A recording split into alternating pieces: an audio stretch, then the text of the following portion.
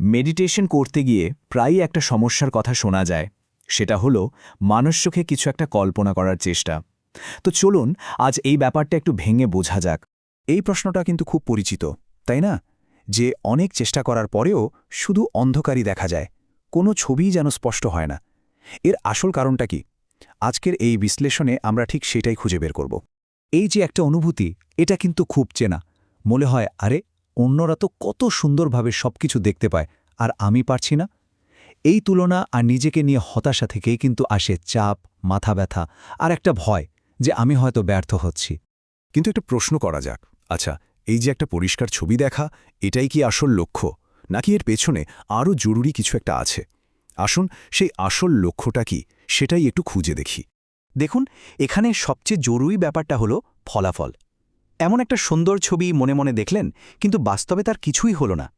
তার থেকে কি এটা ভালো নয় যে হয়তো কিছুই দেখা গেল না, কিন্তু মনের যে ইচ্ছেটা ছিল সেটা সত্যি হয়ে গেল?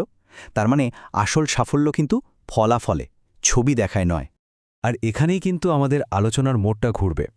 অবলোকন বা ভিজুয়ালাইজেশন বলতে আমরা সাধারণত যা বুঝি, সেই ধারণাটাকেই এবার একটু নতুন চোখে দেখার সময় হয়েছে।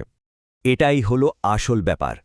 অবলোকন মানে কিন্তু শুধু চোখে দেখা নয়, এর আসল মানে হলো আমাদের যে 5টা ইন্দ্রিয় আছে তার যে কোনো একটা দিয়ে কোনো কিছুকে অনুভব করা।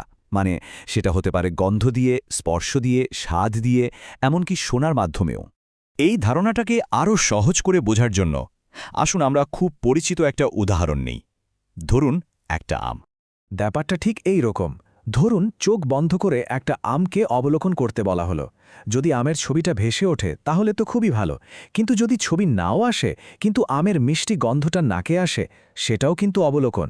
আচ্ছা, গন্ধ এলো না, কিন্তু হাতে নিলে আমটা কেমন মসৃণ লাগে সেই অনুভূতিটা মনে পড়ল, সেটাও অবলোকন।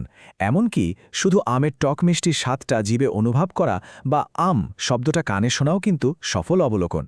তো থিওরি তো বোঝা গেল, এবার চলুন কয়েকটা প্র্যাকটিক্যাল অনুশীলনের কথা জেনে নেই, যেগুলো এই দক্ষতাকে আরও বাড়িয়ে তুলতে সাহায্য করতে পারে।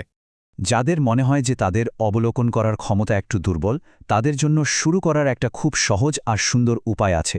সেটা হলো খুব পরিচিত আর প্রিয় কোনো একটা মুখ, যেমন ধরুন মায়ের মুখ দিয়ে অনুশীলন করা। প্রক্রিয়াটা কিন্তু একদম সহজ। প্রিয়জনের দিকে কিছুক্ষণ তাকানো, তারপর চোখ বন্ধ করে সেই মুখটা মনে করার চেষ্টা করা, আবার চোখ খুলে দেখা। এই যে বারবার করা, এতে কিন্তু ভেতরের অনুভব করার শক্তিটা ধীরে ধীরে বাড়তে থাকে। কিছুদিন এটা করলেই দেখা যাবে যা ভাবার চেষ্টা করা হচ্ছে ঠিক সেটাই ভাবা যাচ্ছে। এটাও কিন্তু একটা খুব কমন প্রশ্ন, যে অন্যদের মুখ তো সহজেই মনে করতে পারি, কিন্তু নিজের মুখটা কল্পনা করতে গেলেই কেমন যেন গুলিয়ে যায়। এমনটা কেন হয়?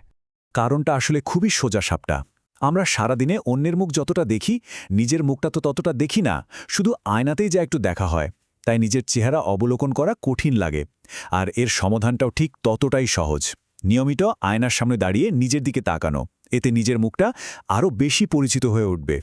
বেশ, এবার আরেকটা সমস্যায় আসি। ধরুন একটা সময় ছিল যখন খুব স্পষ্ট ছবি দেখা যেত, কিন্তু এখন আর দেখা যায় না, সব ঝাপসা লাগে। এমনটা হলে কি করা উচিত? এর প্রধান কারণ হল ভেতরের অস্থিরতা বেড়ে যাওয়া। যখনই মনে অস্থিরতা বাড়ে, আমাদের মেডিটেশনের গভীরতা কমে যায়, আর তার ফলেই ছবিগুলো ঝাপসা হতে শুরু করে। এটা কিন্তু কোনো ব্যর্থতা নয়, এটা সেরেফ একটা সংকেত। আর এই সমস্যার সমাধানের চাবিকাঠিটা লুকিয়ে আছে একটা সংখ্যায়, 40। কিন্তু এই 40 সংখ্যাটার মানে কি? চলুন সেটাই এবার জানা যাক।